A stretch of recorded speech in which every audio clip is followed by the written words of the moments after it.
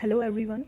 इस वीडियो में मैं आप लोगों के साथ ट्रांसफ़र ऑफ प्रॉपर्टी एक्ट 1882 के वो क्वेश्चंस शेयर करूंगी जो बहुत बार उत्तराखंड के एग्ज़ाम में, उत्तर प्रदेश के और मध्य प्रदेश के एग्ज़ाम में बार बार पूछे गए हैं प्रीवियस ईयर्स के पेपर में।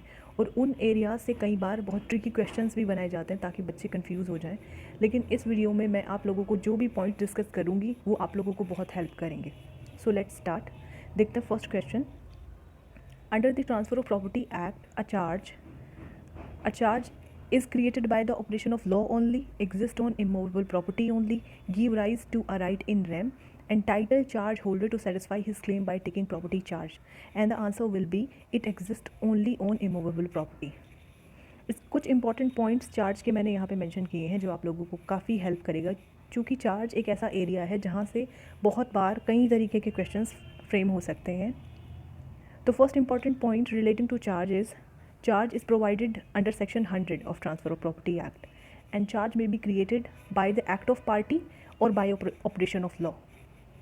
Second point is the charge can be created by an instrument inter vivus or by will, जो कि testamentary instrument होता है। चार्ज के केस में प्रोविजंस ऑफ सिंपल मॉर्गेज जो हैं वो अप्लाई होते हैं। चार्ज के लिए अटेस्टेशन कंपलसरी नहीं है। चार्ज में be created orally, although if it is created by an instrument in writing it must be registered, ठीक है, unless it is made by a will or unless the amount secured is less than 100 rupees। तो charge को orally भी create किया जा सकता है या फिर रिटन फॉर्म में भी किया जा सकता है, लेकिन जहाँ पे वैल्यू 100 रुपीज़ से कम होगी या फिर अगर चार्ज बाय विल क्रिएट किया हुआ है तो वहाँ पे भी उसको रिटन फॉर्म में करने के लिए ज़रूरी नहीं है और उसका रजिस्ट्रेशन भी इम्पॉर्टेंट नहीं है। Next point, charge is not included under transfer of property. तो चार्ज जो सेक्शन 5 में ट्रांसफ़र ऑफ प्रॉपर्टी की डेफिनेशन दी है उसमें फॉल नहीं करता। Charge on the future property is valid and operates on such property when it comes into existence. Second question is rule against perpetuity has its origin in the case of. तो जो rule against परपिचुइटी है वो section 14 में दिया हुआ है transfer of property act का, और ये किस केस में इसका ओरिजिन हुआ था? इसका आंसर है कैडल वर्सेस पामर का केस। और ये जो 3 केसेस और दिए हुए हैं इसके साथ मैंने यहाँ पे इनको भी एक्सप्लेन कर दिया है कि ये किस एरिया से रिलेटेड है। आरिफ वर्सेस जादूनाथ, ये कई बार रिपीट हुआ है क्वेश्चन में, and this is relating to part performance section 53A of transfer of property act. Tulk versus Moxhay, this is relating to restrictive covenants of section 40 transfer of property act. Alderson versus White, this is relating to mortgage. Third question is transfer of property act 1882 does not apply on. कौन सी वो चीज़ें हैं जिन पर transfer of property act लगेगा नहीं? ये question भी बहुत बार पूछा जाता है और ऑप्शन में कई सारी ऑप्शंस जो हैं वो कंफ्यूजिंग बनाए जाते हैं, लेकिन अब इन ऑप्शन को आप एक बार अच्छे से पढ़ लेंगे तब आपको ये कन्फ्यूजन आई होप नहीं होगा। तो government grants, insolvency, testamentary transfer, will जो वसीयत होती है, transfer by operation of law, जो transfer by operation of law होते हैं, example inheritance, transfer in execution of decree और ऑर्डर ऑफ द कोर्ट। तो जो ट्रांसफ़र कोर्ट की डिक्री और ऑर्डर की एग्जीक्यूशन के बाद के प्रोसेस में होते हैं, एक्सेप्ट सेक्शन 57 एंड मॉर्गेज। तो इन सारी चीज़ों के ऊपर ट्रांसफ़र ऑफ प्रॉपर्टी एक्ट नहीं लगता। इस पूरी लिस्ट को आप बहुत अच्छे से पढ़ लीजिएगा। Fourth question is which of the following does not cover under immovable property. अब इनमें से कौन सा इमूवेबल प्रॉपर्टी की डेफिनेशन में कवर नहीं होता? ये क्वेश्चन भी बहुत बार पूछा जाता है, and the option is the question is which of the following does cover under immovable property. तो ये जितने भी यहाँ पे प्रोवाइडेड हैं ऑप्शंस, ये सब इमूवेबल प्रॉपर्टी की डेफिनेशन में फॉल होते हैं। And the first is right to fisheries, right to ferries, right relating to lease, easementary right, hereditary allowances and right to take forest produce. ये सब इमूवेबल प्रॉपर्टी की definition में fall करते हैं। Fifth question is on which maxim transferability of the property is based. Answer is transferability of the property is based on the maxim alienation रे praefertur juri accrescendi, which means law favours alienation to accumulation. Okay, this maxim is also important. Sixth question is which of the following includes in actionable claim। इनमें से क्या actionable claim के अंदर include होता है? Actionable claim की definition section 3 interpretation clause में दी हुई है, और इस इसको ट्रांसफ़र कैसे किया जा सकता है, ये सेक्शन 130 में दिया हुआ है ट्रांसफ़र ऑफ प्रॉपर्टी एक्ट की। आइए देखते हैं इसमें क्या क्या इंक्लूड हो सकता है। Share in partnership, arrears of rent, claim for return of earnest money, right for unpaid dower, provident fund, maintenance claim, unsecured debt, benefit of annuity, profit under a contract etcetera. तो ये सब actionable claim की definition में आएंगे। Actionable claim में क्या include नहीं होता वो ये भी यहाँ पे मेंशन कर दिया है मैंने।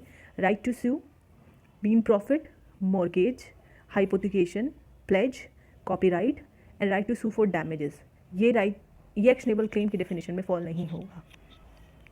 Next important point about actionable claim is actionable claim shall be transferred only by execution of instrument in writing signed by the transferor or his agent। तो ये ट्रांसफ़र हो सकता है सिर्फ एक रिटन इंस्ट्रूमेंट के ज़रिए जो कि ट्रांसफरर या उसके एजेंट ने साइन किया हुआ होना चाहिए, एक यूनिलेटरल डॉक्यूमेंट होता है। एक्शनेबल क्लेम कभी ओरली ट्रांसफ़र नहीं हो सकता। Next important point is transferee of actionable claim upon execution of document may use his own name, this is misspelling here, may use his name without making the transferor party to the suit and without his consent। Section 30 does not apply to marine and fire insurance policies। तो section 30 में जहाँ पे actionable claim की transferability की बात हो रही है वो मरीन और फायर इंश्योरेंस पॉलिसी के ऊपर नहीं लगता।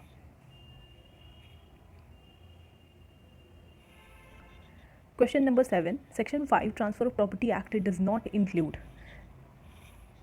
ट्रांसफ़र ऑफ प्रॉपर्टी एक्ट के अंदर ये सब इंक्लूड नहीं होता, चाहे वो पार्टीशन हो, चाहे सरेंडर हो, फैमिली सेटलमेंट हो, रिलिंक्विशमेंट हो, ईजमेंट हो, चार्ज और विल मतलब वसीयत, ये सब ट्रांसफ़र ऑफ प्रॉपर्टी एक्ट की डेफिनेशन में फॉल नहीं करता। If the ulterior disposition is not valid the prior disposition is. तो प्रायर डिस्पोजिशन का क्या होगा अगर अल्टीरियर डिस्पोजिशन जो है वो वैलिड नहीं है, तो it will not get affected and this is provided under section 30। If the prior disposition fails then under section 27 ulterior disposition shall take effect. तो इसी का ऑपोजिट सेक्शन 27 में दिया हुआ है।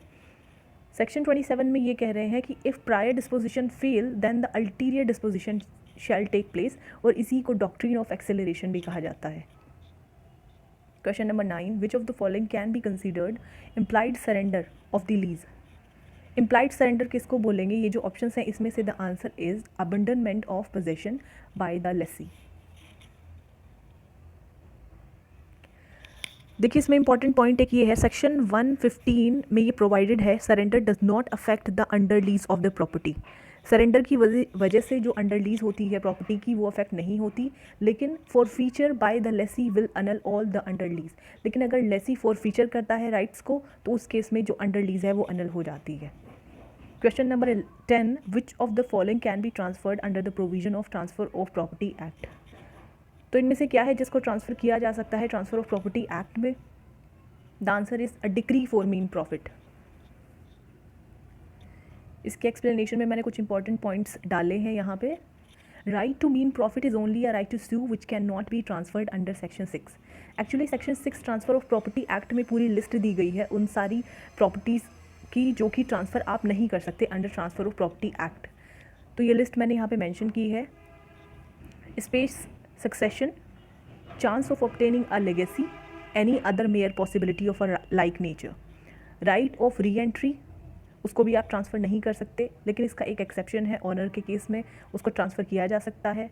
Easement can not be transferred apart from dominant heritage, interest restricted in its enjoyment to the owner personally, a right to future maintenance, a mere right to sue, public office और salary of public officer, stipend allowed to military, air force or naval officer, civil or political pensions, transfer which opposed to the nature of interest affected thereby, transfer for unlawful object, untransferable right of occupancy by tenant, farmer's interest of an estate in respect of which default has been made in paying revenue।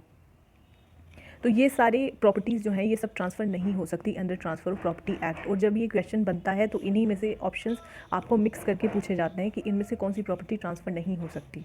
तो इन सबको एक पूरी list को एक बार अच्छे से ज़रूर पढ़ लीजिएगा।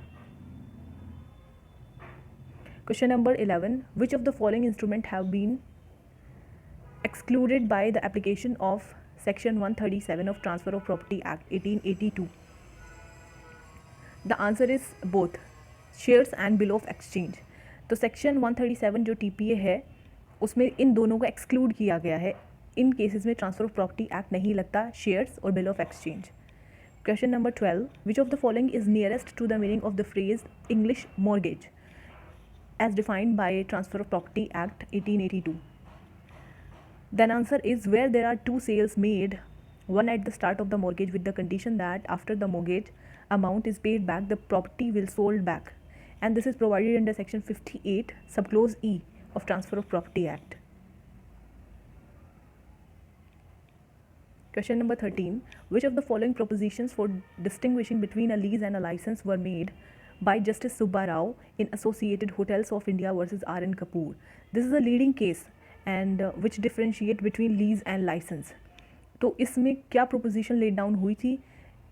Answer is to ascertain whether a document create a lease or a license, the form of the document must be preferred to its substance. The real test is the intention of the parties, whether they intended to create lease or a license.